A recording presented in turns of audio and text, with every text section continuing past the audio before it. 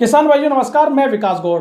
अगर आपका आलू इस समय कोल्ड में रखा है तो भी आपके लिए मैं खुशखबरी लेके आया हूं। अगर आपने आलू पूरा बेच दिया तो भी मैं आपके लिए खुशखबरी वाली बातें बताने वाला हूं। तो वीडियो को लास्ट तक जरूर देखना। और सबसे पहले मैं 3 पॉइंट पे आज बात करूंगा, उसके बाद मैं आलू के भाव भी बताऊंगा। पहला पॉइंट हमारा ये रहेगा कि आलू का जो क्षेत्रफल है उसकी अभी हमारे पास क्या खबर आ रही है। आलू का क्षेत्रफल कम हो रहा है, ज्यादा हो रहा है या वही रहेगा, क्या खबर आ रही है इसके बारे में, ये जो जानकारी हमारे पास आई है इसको मैं बताना चाहूंगा। दूसरी बात, काफी लोग कह रहे हैं कि आलू की निकासी कम हो रही है, काफी लोग कह रहे हैं ज्यादा हो रही है।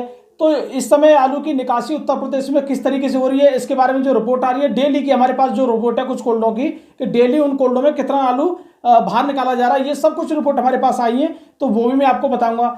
और तीसरी बात किसान भाइयों ये है कि जिन लोगों को लगता है कि आलू बिकेगा वो इस वीडियो को जरूर देखें, क्योंकि इस वीडियो में हम बताएंगे कि आलू बिकेगा या बिकेगा। ठीक है, तो सबसे पहली बात यही है कि आलू के क्षेत्रफल के बारे में। तो देखिए, आलू के क्षेत्रफल के बारे में काफी लोग तरह तरह की जानकारी दे रहे हैं और हम भी काफी लोगों से जानकारी ले रहे हैं। जैसे मैं अपने ही यहाँ की बताऊं, अपने ही गांव की बताऊं, हमारे खुद गांव में 1 से 60 बीघे जमीन का रकबा अभी बढ़ चुका है। मतलब अभी आगे कितना बढ़ेगा इसके बारे में मैं भी नहीं जानता, अपने गांव की भी नहीं जानता, तो मैं दूसरे की वैसे भी नहीं बता पाऊंगा।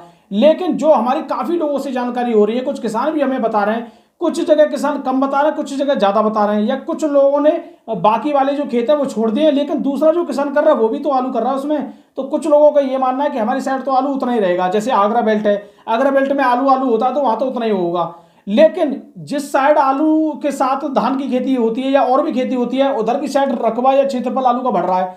लेकिन यहाँ पे एक और खबर आई है हमारे सामने कि पहले क्या किया था लोगों ने, आलू के बाद धान, धान के बाद दोबारा धान, तो जो लोग दो दो बार धान कर रहे हैं वो भी आलू की तरफ मतलब जा रहे हैं। कहने का मतलब ये है कि वो रकबा को कम नहीं कर रहे, उल्टा बढ़ाने की कोशिश कर रहे हैं। तो इससे ये सिद्ध हो रहा है कि जो अलीगढ़ का क्षेत्रफल है या अलीगढ़ के साइड में जो आलू है वो तो हल्का सा बढ़ने की संभावना है, लेकिन आगरा की पूरी बेल्ट में बात करें तो वहां पे आलू का क्षेत्रफल वही रह सकता है जो पहले था। ठीक है, तो ये जानकारी आ रही है। क्यों? देखिए, हमने कुछ दुकान वालों से भी बात की है, दुकान वाले भी इसी बात को बता रहे हैं, पता नहीं क्या हो रहा है, लोग गेहूं करेंगे या आलू करेंगे ये नहीं पता, लेकिन सरसों नहीं बिक रही है। पहले 10-20 पैकेट बिक जाती थी सरसों के, इस बार तो सभी तरह की ब्रांड है दुकान वालों पे, फिर भी बीज नहीं बिक रहा है। तो वो इस बात को खुद बता रहे, दुकान वाले भी परेशान है इस चीज से। लेकिन यहाँ पे एक समझने वाली बात यह है कि जिस तरीके से हम कोल्डो में भीड़ देख रहे हैं बीज के लिए, इतनी भीड़ हमने भी नहीं देखी। ठीक है, तो अब मैं बात करता हूं एक और बात यहाँ पे। जैसे कि अभी मैंने आपको बताया कि आलू की जो निकासी है वो कोल्डो में कितनी हो रही है, आलू की निकासी किस तरीके से हो रही है। तो देखिए, डेली का एक खबर जो हमारे पास आई है वो ये आई है 10 अक्टूबर के बाद, और आज लगभग 19 अक्टूबर के आसपास हो गई है, आज तारीख 19 अक्टूबर ही है।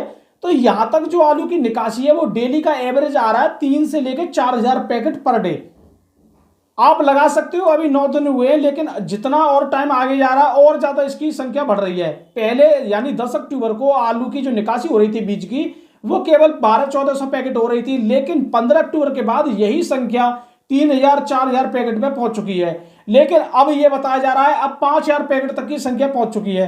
तो यहां पर एक सीधा सीधा अनुमान यह है, 10 अक्टूबर से लेकर और 20 अक्टूबर के बीच में आलू का जो बीज निकल रहा है वो लगभग 4,000 पैकेट पर डे की औसत आ रहा है। मतलब 4,000, 3 से लेकर 4,000 पर डे। तो कहने का मतलब 4 धाई 40,000 पैकेट निकलना है, लगा सकते हो 10 दिन के अंदर ही। और आप लगाइए, ये तो केवल बीज का हो गया। अब बात करते हैं जो 20 दिन जो बचे हैं वो राशन में भी हैं। राशन का एवरेज आप लगा लीजिए 1,500 पैकेट पर डे का। तो 20 दिन में अगर 1,500 पैकेट डेली करोगे तो 15 दूनी 30,000 वो हो गया, यानी 40 और 20 70,000 की निकासी हो पा रही है। अब देखिए, यहां पर सोचने वाली बात यह है कि अगर कोई कोल्ड 2.5 लाख कैपेसिटी का है, अब 2.5 लाख में से अगर 70 से 80,000 पैकेट अगर निकलेंगे तो लगभग 30% के आसपास निकासी होगी कोल्ड की। अब पिछले जो महीने की जो निकासी रिपोर्ट आई है हमारे पास 55 से 56% की है, तो 55 प्लस 30 लगभग 85% तो पक्का यहाँ पे है ही है, इसमें तो कोई दौरा नहीं है। ये तो बिल्कुल पक्की रिपोर्ट है कि 85% कोल्ड हो जाएंगे यूपी के। लेकिन अगर इसमें यह गुंजाइश रही कि लोगों ने ज्यादा आलू बेचा या ज्यादा तेजी से आलू निकला, क्योंकि मैं कुछ ऐसे कोल्ड भी देख रहा हूं अलीगढ़ में जिस कोल्ड में बीज तो निकल रहा है लेकिन रात में भी लेबर चल रही है, दिन में भी लेबर चल रही है।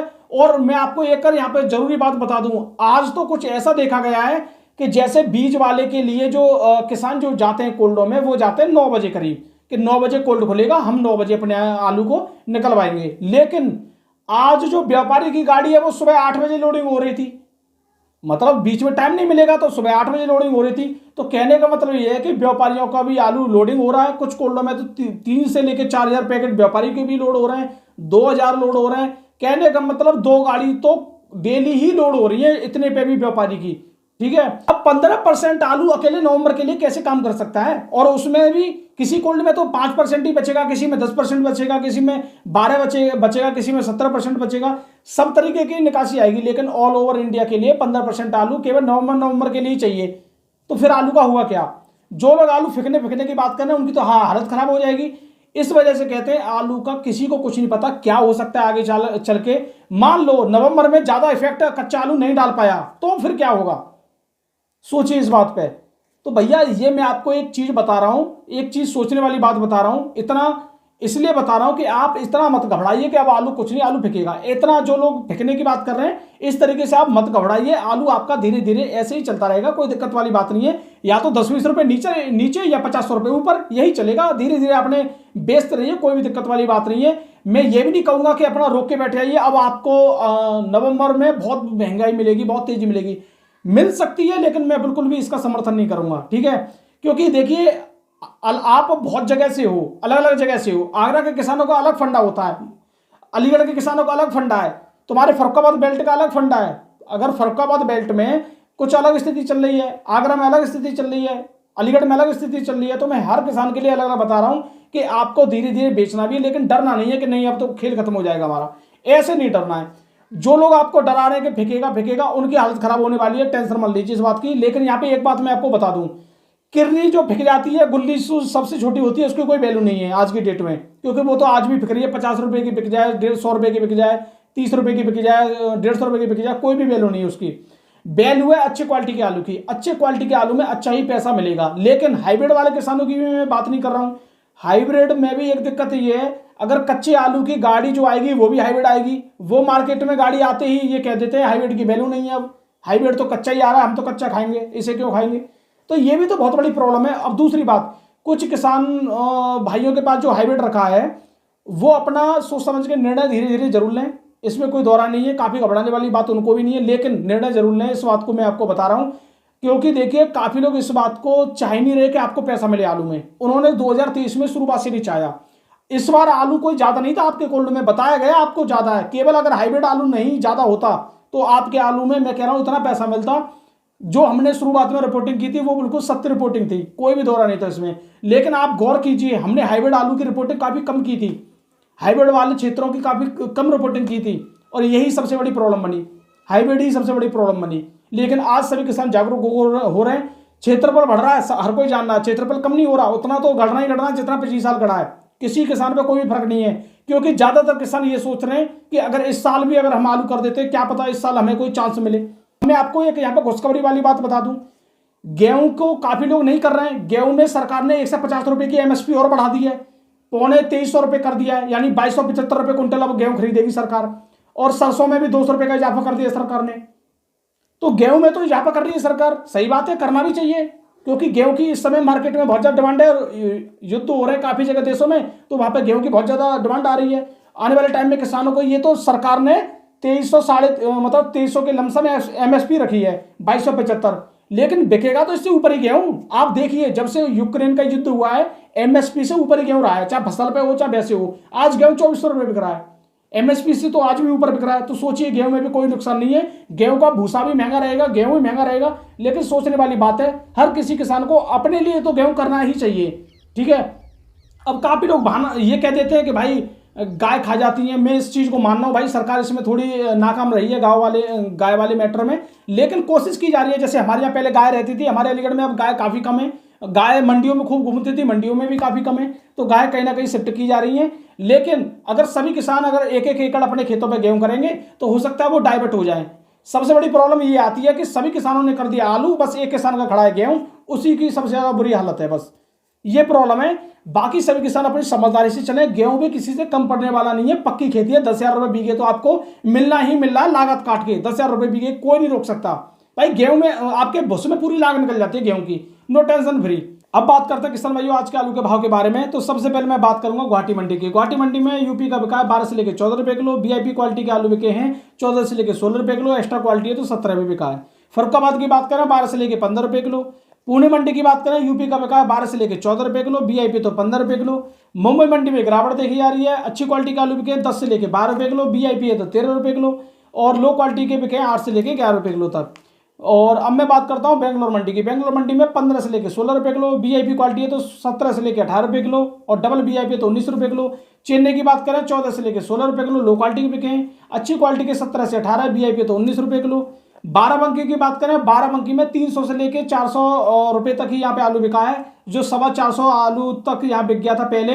अब आलू ज्यादातर 300, 350 और 370-80 रुपये तक यहाँ पे खरीदारी हो रही है, और किसान भाई आलू फिर भी बेच रहे हैं। और अगर मैं बिहार की बात करें, बिहार में आज 60-70 रुपये तक की गिरावट देखी जा रही है। 1080 से लेके 1100 रुपये तक बिहार में सौदे हो रहे हैं। कहने का मतलब बिहार में भी गिरावट है और बाराबंकी में भी गिरावट है। देखिए बाराबंकी के लोगों को सबसे बड़ी प्रॉब्लम क्या है, बाराबंकी में आलू बार बार 350 के बाद 400, 450, 450 तक होता है, लेकिन तुरंत बिहार में रेट गिर जाता है। मतलब मार्केट स्थिर नहीं हो पा रहा है, ये सबसे बड़ी प्रॉब्लम बन रही है। कभी कभी बाराबंकी के लोग सोच नहीं पाते, 450 के बाद फिर आ जाता है। उन लोगों को लगता है कि मार्केट दोबारा उठ रहा है तो और ऊपर जाएगा, लेकिन और ऊपर की जगह फिर डाउन हो जाता है। और ऐसे ही बिहार में हो रहा है। बिहार में भी कुछ व्यापारी को समझ नहीं आ रहा हो क्या रहा है ये, ठीक है। अब तो बिहार में किसान कुछ व्यापारी को घाटा भी चला गया, वो तो ये कह रहे हैं कि अब मार्केट से वो हटने भी लग गए, ठीक है। ये खबर भी मिल रही है, क्योंकि मार्केट स्थिर नहीं हो पा रहा। सबसे बड़ी प्रॉब्लम ये है, अगर व्यापारी मान लो आज आपका 450 खरीद ले, कल को मार्केट वहाँ डाउन हो जाता है, और 350 खरीद ले तो हो सकता है वहाँ बढ़ जाता है। यही चीज़ वहाँ चल रही है, तो व्यापारी भी प्लस माइनस हो रहे हैं। अब बात करते हैं दिल्ली मंडी की। दिल्ली मंडी में आज 187 गाड़ी हैं, 64 गाड़ी कल की बैलेंस है, और 37-57 500 से लेकर 550 रुपये, वीआईपी तो 580 रुपये तक बिका है। चिप्सों का बिका है 500 से लेकर 650 रुपये, अलीगढ़ का। चौड़ौसी का बिका है 700 से 750 रुपये। सूर्य बिका है अलीगढ़ का 600 से लेकर 750 रुपये, वीआईपी तो 800 रुपये।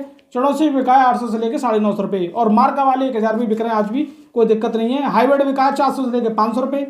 तो किसान भाइयों ये हैं आज के आलू के भाव, और मैंने आपको बता ही दिया है। यहाँ पे कोल्ड की जो निकासी है वो काफ़ी फास्ट हो रही है, 30% तक निकासी जाएगी अक्टूबर की, जिससे ये लग रहा है कि 85% कोल्ड हो जाएंगे।